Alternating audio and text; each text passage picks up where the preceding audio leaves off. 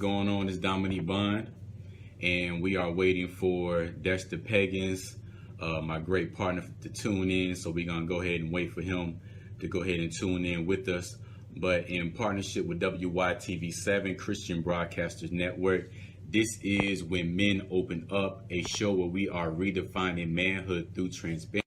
Just waiting for my good brother Dexter to tune in, and we've been having a lot of new listeners. We have a lot of new followers, a lot of new people tuning in. So we really wanted to spend some time uh, talking about talking about our mission, talking about our purpose. We want to spend time just really updating everyone who is new. So we have my great partner Dexter Peggins tuning in right now. He's live with us. And Dex, man, how you doing, man? I'm doing well, my brother. I thank you for being flexible on today, and definitely for everybody who's viewing this live. We are at two separate locations, uh, and real quickly for those who are from the DMV area, please submit in the comment section where I can find some of this mumbo sauce. So while I'm up here in the DC area, but all is well, my brother. Good to be here. Most definitely, most definitely. So I was just letting everybody know that for the purpose of this video, we're heading to the end of this season, and we've been having a lot of new followers, a lot of new listeners, and we really wanted to spend time really just telling everybody who is When Men Open Up, what do we do, and so forth and so forth. And this is our first time, doing a show together in separate locations, so this is a new thing for us. So we're just gonna make this thing work. And anyone who is tuned in to have any questions, we want to get to those questions as well. I'm not sure if Dexter is able to see the questions, but if he's not, I'll just read out the questions and we'll just go from there. But Dex, man, I remember, I was at the point where I needed to do some more videos. I needed to put some more content out. And me and you, we always cross paths. We never did do any work together. I think we did a workshop together through my youth program. But that was pretty much it. But we always, in some form and fashion, cross paths. And I just said, you know what, this brother Dex, I need to link up with this guy. I don't know on what capacity we're going to work with. I don't know how long we're going to work with each other. But I said, you know what, I got to link up with this person somehow. And I got to go to him with a good angle. And Dex had a great book out, correct? What was the name of that book?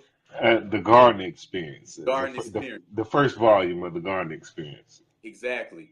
And I thought it would be a great idea to link up with you and email you and say, hey, look, I want to do some live videos about the garden experience. I like what it entails. I like the values.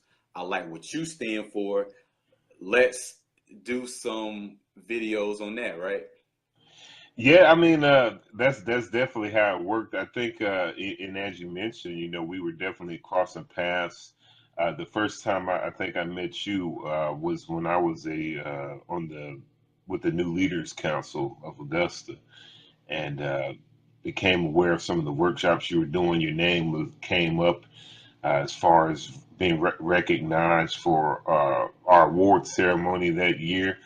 I said, man, this young brother is doing some dynamic things with the youth and in your workshops, and so that actually was our initial introduction. I think we just kind of spoke in passing, and Okay. then from there, I believe you spoke to one of my cohorts in that class, a business owner in the community, a good friend a mutual friend of both of ours, and that really kind of served as the catalyst for us connecting. And so yeah, we did a series of videos surrounding the principles in my book. And I was like, man, I really appreciate it. You was kind of getting on me about being visible, and hey, brother, you need to get out there and do some videos and stuff. And I was like, well, hey, man, I'm gonna use these videos that we're doing as my getting out there. But that just really served as a catalyst, for us to connect, start to learn from one another. I was impressed then and still am impressed now about, your character as a man. And I think, in those conversations that actually preceded those videos really kind of opened our eyes to, what will ultimately end up becoming when men open up. We were having, some really deep conversations after we would, close down the cameras, for the particular video for that week. And, as men, we were just talking about, issues that were common to us, and things that, you just don't always have the opportunity to share with other brothers. You might share it with, your close friends or stuff like that, but sometimes it can be very superficial, and I just found it very very interesting that you and I were able to have these deep conversations, find some common ground in those conversations. And like I said, that really served as the catalyst for us becoming when men open up. Most definitely. And the funny thing is just to backtrack. I was trying to, I was pushing you to be more visible, but I was actually using you to help me be more visible as well. So I just thought it would be a great idea to link up with you on that capacity. But yeah, we had some intense conversations. It's amazing that even though on the business level we had to get so personal with each other, and just being so personal with each other and being transparent with each other, a lot of our passions were lining up. A lot of the things that you were that was really kind of frustrating you and frustrating me, or things that you were very passionate about and I was very passionate about, or different problems, they were just lining up with some of the things that we wanted to address specifically in men. Now, Yeah. it's a lot of people who have, different insights on, what when men open up is and what we are really trying to address and so forth.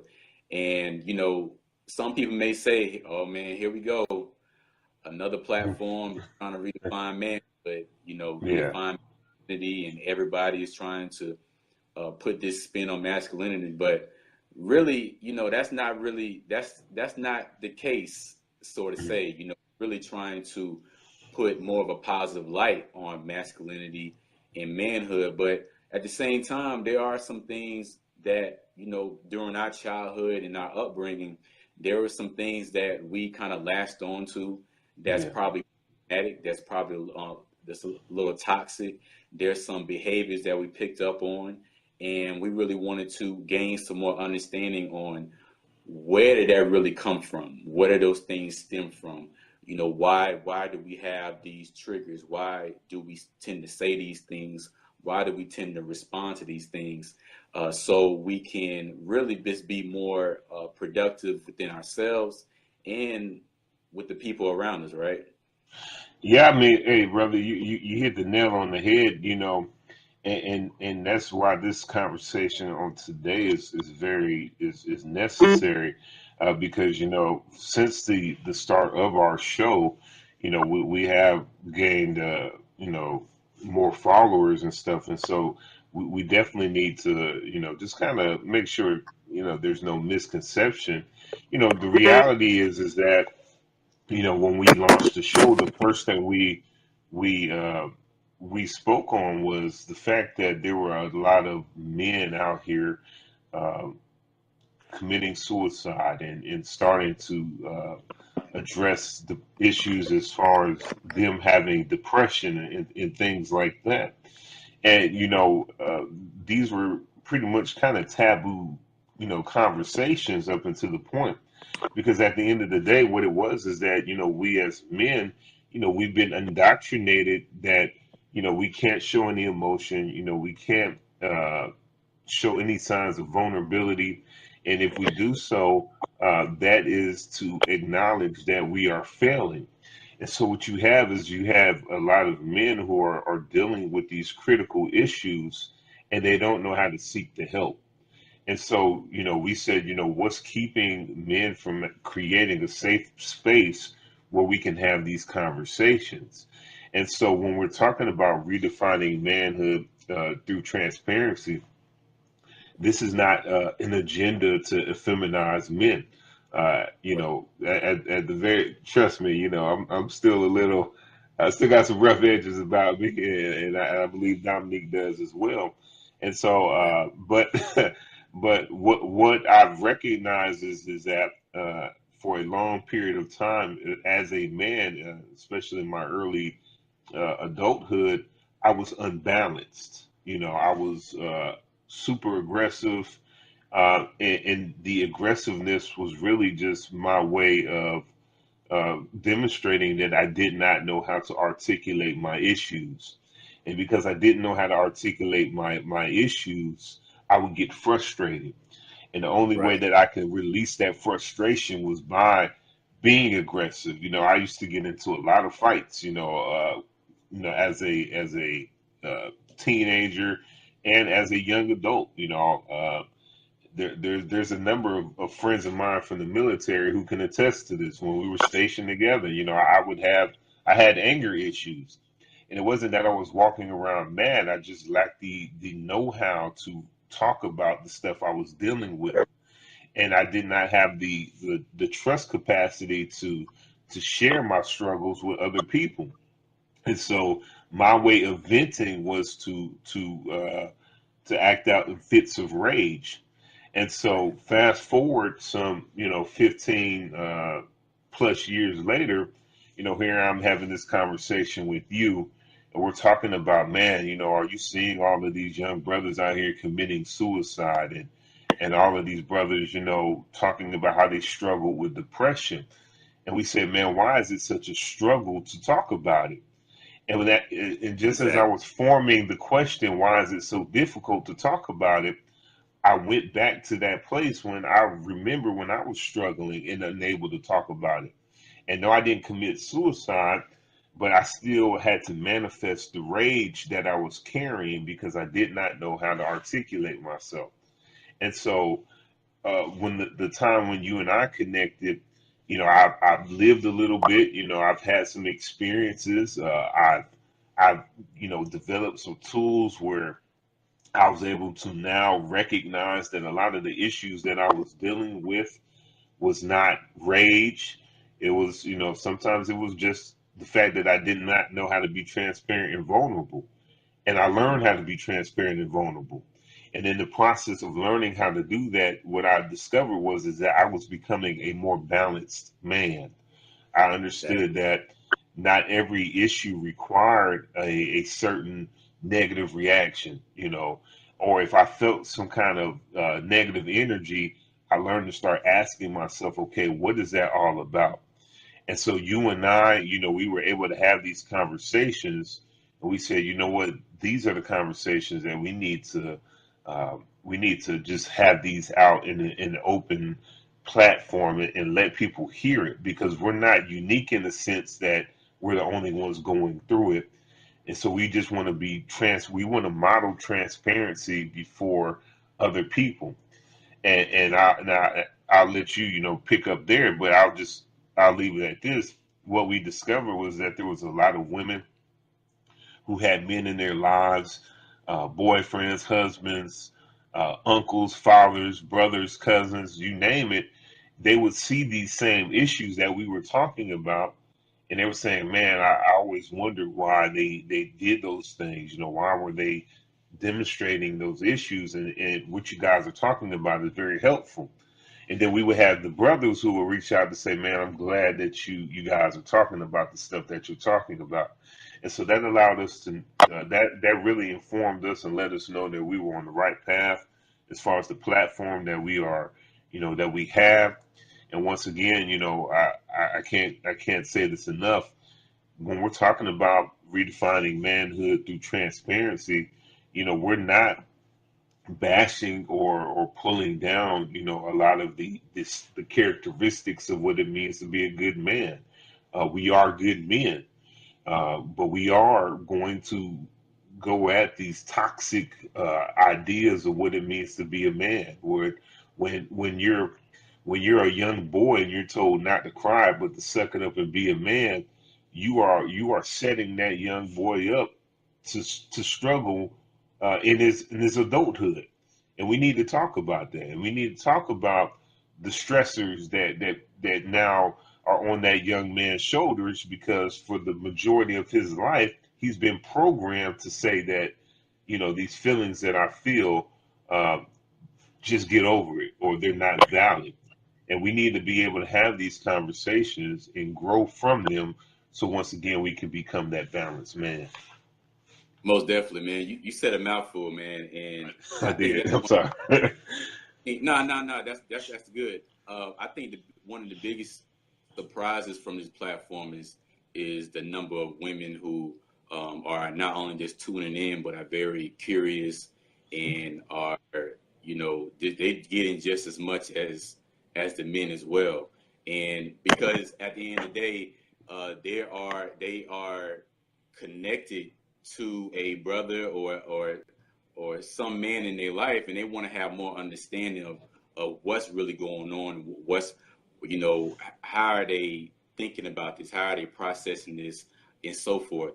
But man, I don't know about you, but it's it's been a journey with every topic that we had, Yeah. and there's a lot of times we're brainstorming, we're having our meeting, we're saying, okay, we're gonna speak about X, Y, and Z. But then after doing some research and after doing some meditating, some praying, and so forth, we realized that each topic was a much, much heavier than we anticipated. Mhm. And even though we talked about so much, it's amazing how we both had so much experience in everything that we spoke about, whether it was direct experience or indirect experience. I think it was very surprising for me to see how much experience I really did have in all of this. And, Yeah. with all the research that we'd done, every week I'm learning something new. You know what I'm saying? And that's been a huge, huge surprise. But some of our listeners, and we may post some pictures soon. I don't think some of them know that we just recently had a workshop at Augusta University, and we talked about much of what you just got done talking about, and that's and it was titled "My Brother's Keeper," and basically we spoke about how we tend to not seek professional help, and not just professional help, but how we don't request help from our peers, our family, and so forth.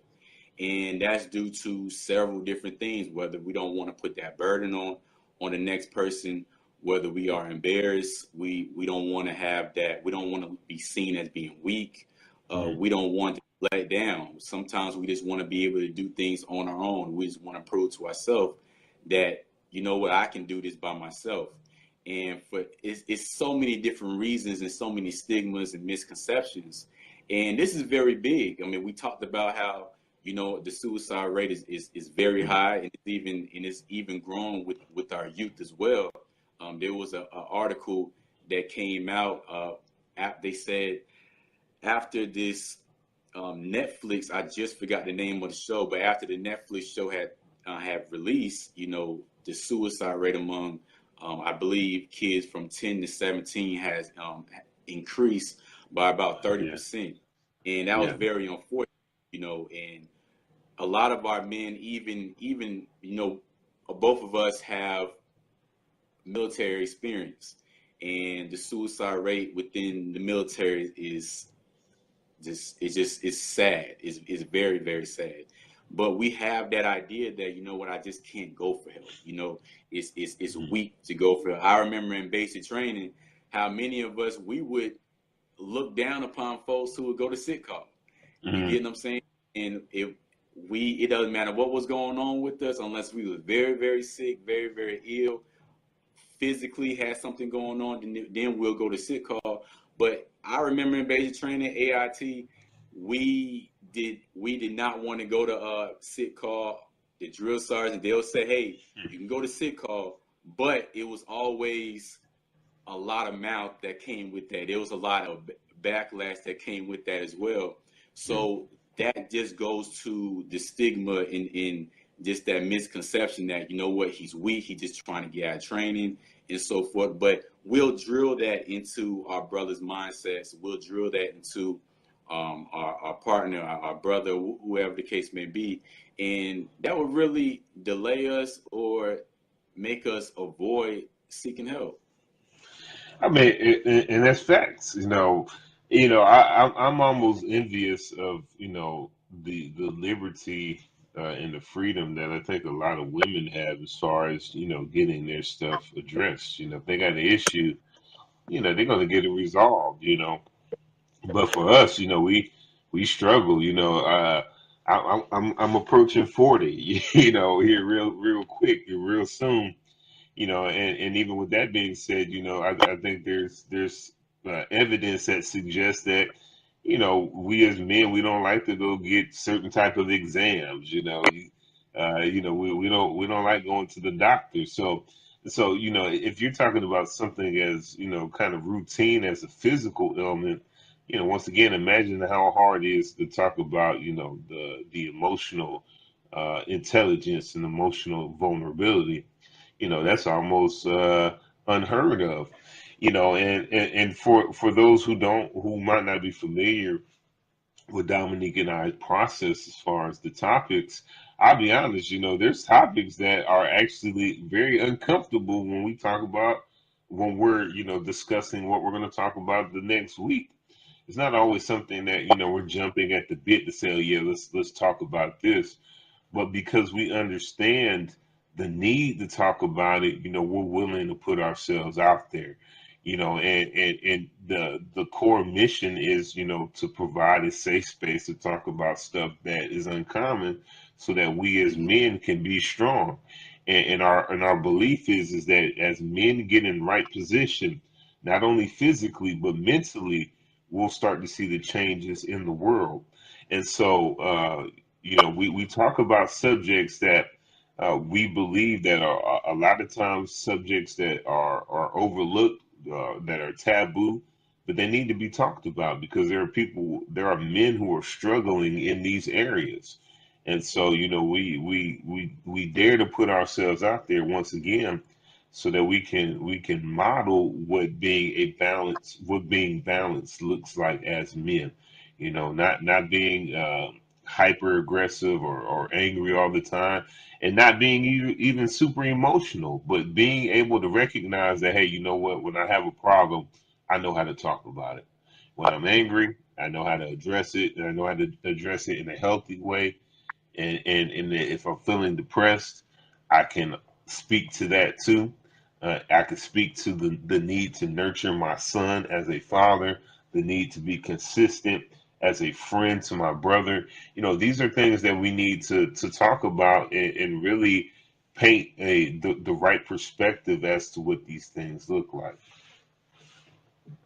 Most definitely. And one of the biggest things that I really want our listeners and viewers to know is that they are more than willing to DM us, inbox us, any concerns, any questions, or any topic suggestions as well. We've been having a lot of people really expressing themselves in our inbox messages and through emails. It's Yeah. amazing what other brothers are really going through. It's amazing, what topic is going to hit somebody some type of way. And many of them have been expressing the help that we are providing, the clarity that we're providing, and the guidance that we're providing through this platform. And at the end of the day, that is the goal. We're not going to have, it's not all about us having all the answers, but sometimes we just need that space where we can just share ideas. Sometimes we just need that space to where we can just talk about certain issues that is considered quote unquote taboo in Yeah. society to have those conversations. It's a lot of guys. This platform has even held me accountable, and I've told Dexter plenty of times that it made me go back to my friendships and really just express to the guys in my life that we consider each other brothers, and since we consider each other brothers, what exactly does that mean? Are we able to be transparent with each other? Are we able to speak about our relationship, speak about what's stressing ourselves out, the challenges in our lives? Do you even feel comfortable, calling me late at night because something is really bothering you? You get what I'm saying? And that's what a brother is. That's what a friend does. But do we have that understanding? And I think that's a big thing to let our brothers know, let our partners know that, hey, it's okay for us to have these conversations with each other. It's okay for you to be transparent. It's okay for you to have these discussions. And, you're not putting a burden on me. You get what I'm saying? And too often we feel like we are a burden to our friends. And it's fortunate that because of our understanding that we're not able to have these conversations with people that we consider our friends. But hopefully through our transparency, we can be a model, we can be an example that, hey, you know what, maybe I need to check on my brother every now and then. Maybe I need to ask my friend about X, Y, and Z.